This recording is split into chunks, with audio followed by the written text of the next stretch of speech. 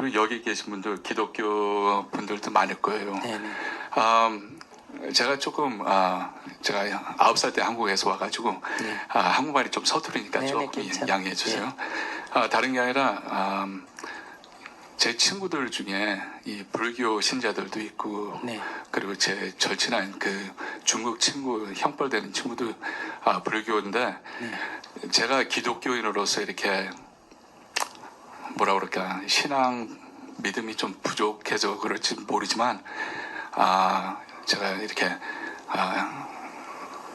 좀 이끌어야 되는데, 기독교를 이끌어야 되는데, 그걸 갖다 전도를 갖다 제대로 못 해가지고, 그냥 그 대신 저는 뭐를 갖다 배우는가 하면, 일단은 캐나다에서 이제 국민학교 4학년 때서부터 이제 생활해 왔으니까, 이 다른 믿는 예를 들면 불교, 모슬림교, 힌두교 그런 사람들을 갖다 그 사람들이 그 집안에서 태어났고 그리고 그 내려온 그 믿음들이 다 있으니까 저는 존중해줘야 되겠다고 그런 마인드를 갖고 있었어요.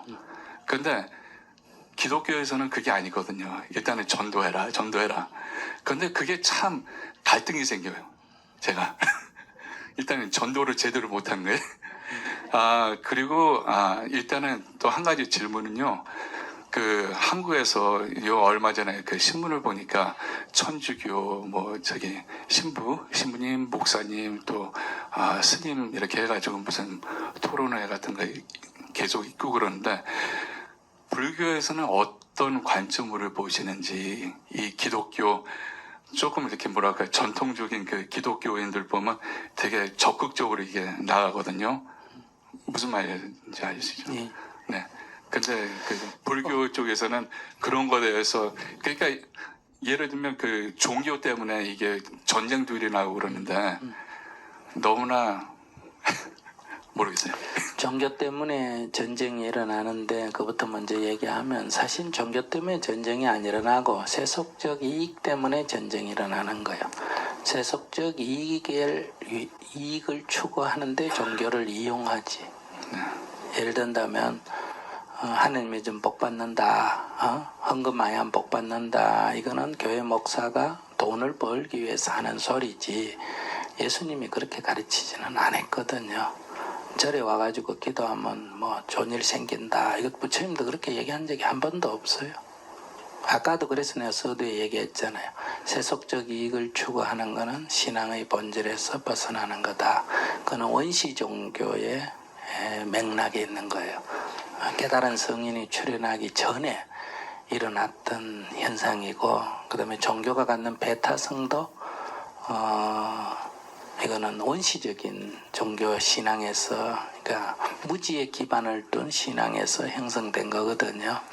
그러니까 예수님 그리스도교의 핵심은 예수님의 가르침을 따르는 자 아닙니까? 그는 구약을 따르는 거예요. 예수님의 말씀을 따르는 거예요. 예수님 말씀. 예수님의 말씀을 따른다 하면 구약의 하나님은 하나님 말을 안 들었다고 어때요? 징벌을 하잖아요. 그러니까 소돔과 고모라 같은 거 다 말 안 들었다고 이렇게 벌 주잖아. 그죠? 근데 예수님 이후의 하나님은 징벌의 하나님이 아니라 사랑의 하나님이에요. 용서의 하나님이고. 그러니까 자기 예수님을 십자가에 못 박은 사람, 그리고 그 창을 갖고 오른쪽 옆구리를 찔러서 피 흘리게 한 그 사람을 향해서 예수님은 뭐라 그랬냐? 주여 저들을 용서하소서, 저들은 자기 지은 죄를 모릅니다. 이랬단 말이에요. 그러니까 뭐 교회 안 다녔다 이 정도가 아니고 자기를 죽인 사람을 향해서 그렇게 말했단 말이에요.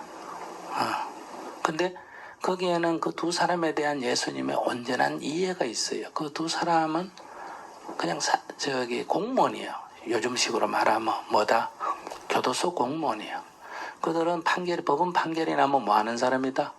그냥 형을 집행하는 사람이에요. 그 당시 사형을 집행하는 방식이 십자가에 매다는 거거든요. 그러니까 늘 아침에 출근해가 사형 집행제에 나오면 2명이든 3명이든 나오면 십자가에 못 받고 또 못 받고 하는데 이게 빨리 죽어야 또 내려오고 또 새로 갖다 못 박을 텐데 빨리 안 죽으면 어때요? 창을 갖고 찔러가지고 피를 빨리 빼내가 죽도록 하고 또 갖다 골고. 그러니까 오늘날 우리가 뭐 도살장에서 근무하는 직업 가진 사람, 생선가게에 근무하는 사람을 아니 지옥에 보낸다면 자기들은 좀 억울할 거 아니에요. 안 그러겠어요? 그건 직업이니까.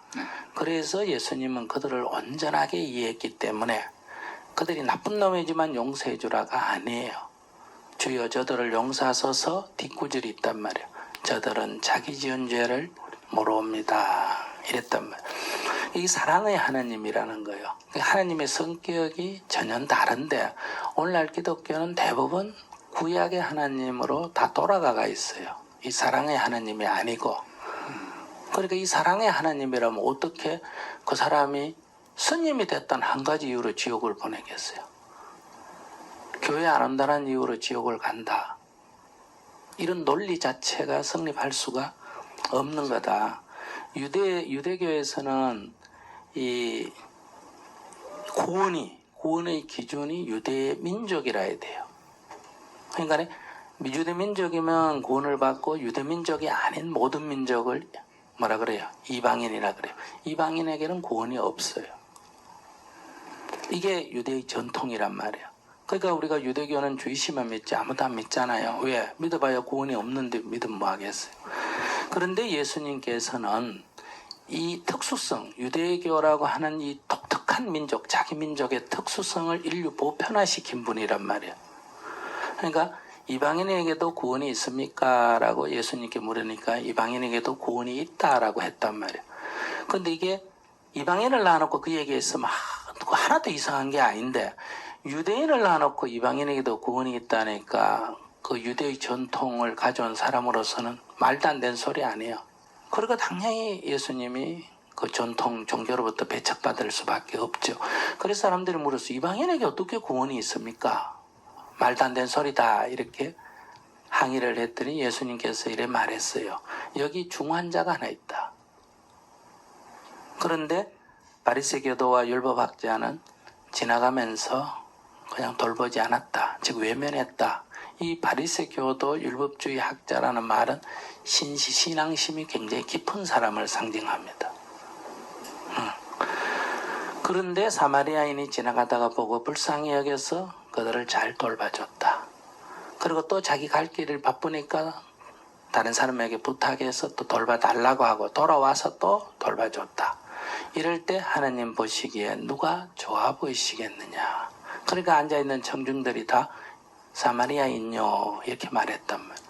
이게 선한 사마리아인의 얘기고 이게 이방인에게도 구원이 있다는 반증이란 말이에요. 그러니까 구원의 기준이 인종에서 민족에서 보편적으로 변한 거예요. 그게 어느 민족이고 어느 인종이고 이건 중요한 게 아니고 그가 이 작은 자 한 사람에게 어떤 마음을 내고 어떤 행동을 했느냐가 구원의 기준이라는 거죠. 구원의 기준이 완전히 바뀌어버렸어요.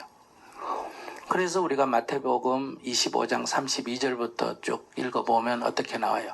최후의 심판날 왕께서 오셔서 산자와 죽은 자를 다 이렇게 세워서 양떼와 이리떼를 나누듯이 둘로 나누고 왼편에 앉은 자들에게 너는 지옥의 불구덩이에 떨어지리라 하니까 주여 우리가 왜 거기에 떨어져야 되느냐 하니까 너희들은 내가 목마를 때 마실 걸 주지 않았고 배고플 때 먹을 걸 주지 않았고 헐벗었을 때 입을 걸 주지 않았고 감옥에 갇혔을 때 면회도 안 했고 나그네 됐을 때 영접도 안 했다. 주여 주가 언제 그런 적이 있습니까? 이 세상에서 가장 작은 자 하나에게 하지 않는 것이 곧 나에게 하지 않는 것이다. 이렇게 정의가 딱 되어 있어요. 그러니까 구원의 기준이 아주 명백해요. 여기에 유대인이라고 구원받는다든지 교회 다닌다고 구원받는다든지 이렇게 안 돼 있어요. 이 세상에서 가장 작은 자 하나에게 너가 어떻게 했느냐.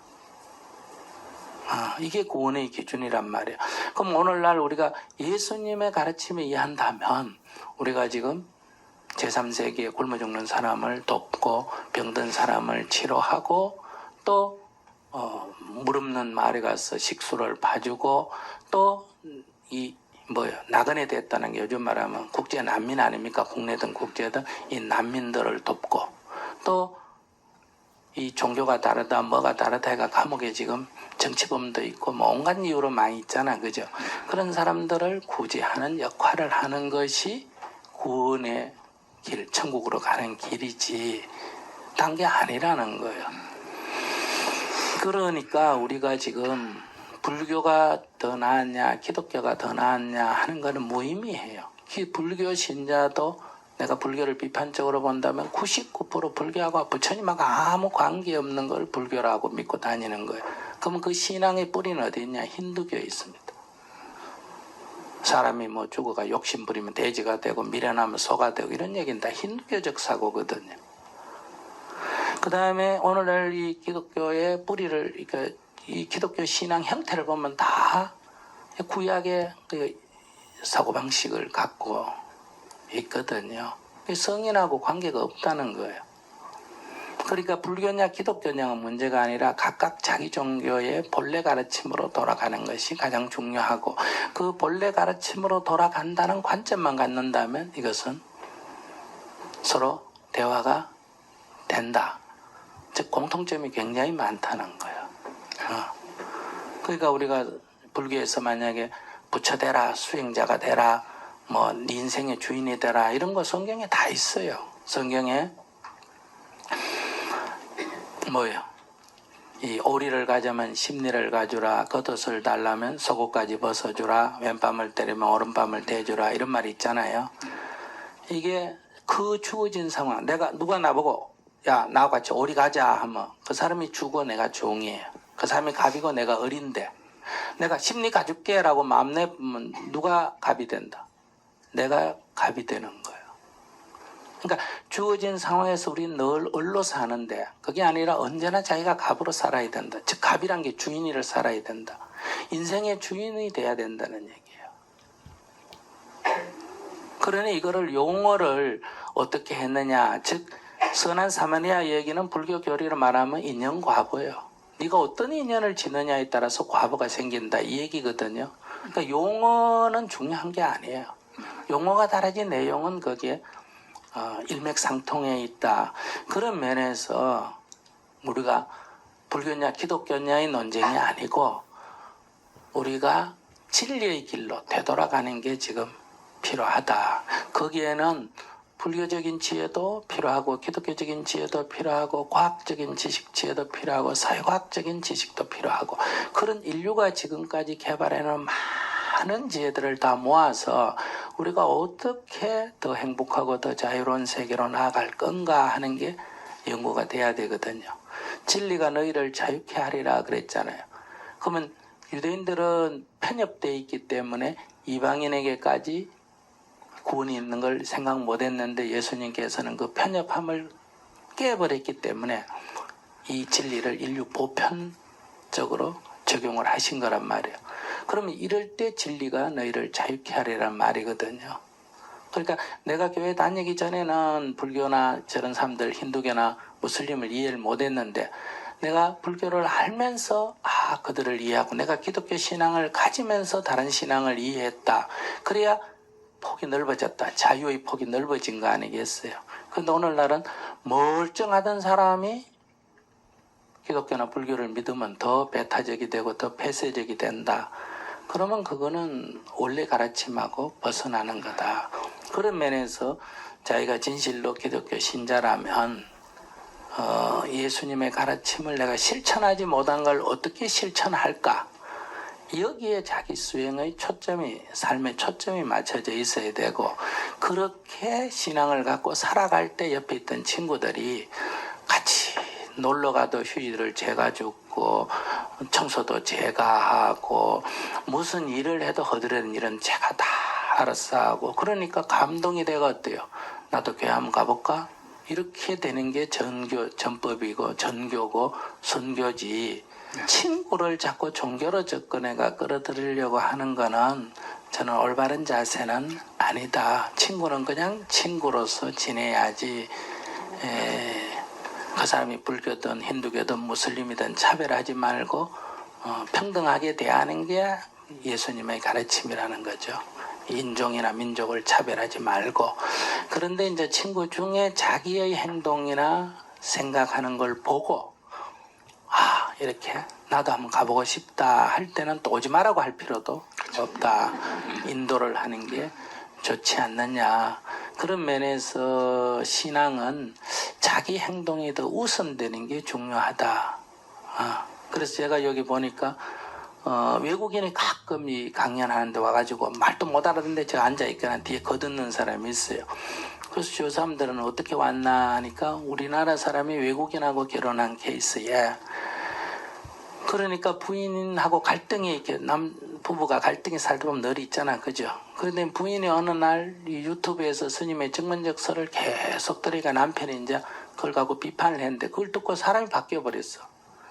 화내고 짜증내고 막 고집하던 게 이제 변해버리니까, 그러니까 자기 마누라가 바뀌니까 어때요? 그냥 좋은 거예요. 나는 아무 그 사람 모르는데. 그러니까 내가 바꿔줬다 이렇게 생각하는 거예요. 그러니까 마누라가 이런 준비하고 다 하는 거 아무 소리도 안 하고 도와주고 뒤에 다 하는 거예요. 그래서 내가 참 서양 사람이고 이상하다 싶어 물어봤더니 부인이 이렇게 삶의 자세가 바뀌어서 저 남편까지도 저렇게 한다. 그 일부에서는 이런 얘기까지 해요. 아내가 조금 짜증을 내거나 이러면 그 남편이 그런데요. 법무스님 법문 그런데요. 애도 엄마가 조금 짜증내면 엄마 오늘 법문 안 들었지.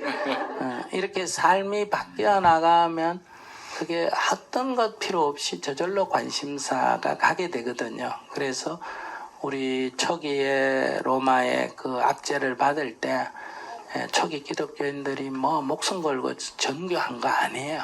그들의 신앙이 너무나 착실했잖아요. 예를 든다면 로마가 타락해 있는데 이 사람들이 로마 시내로 가면 다 한야한단 말이에요. 요즘 말하면 가정부 하거나 청소부 한단 말이에요.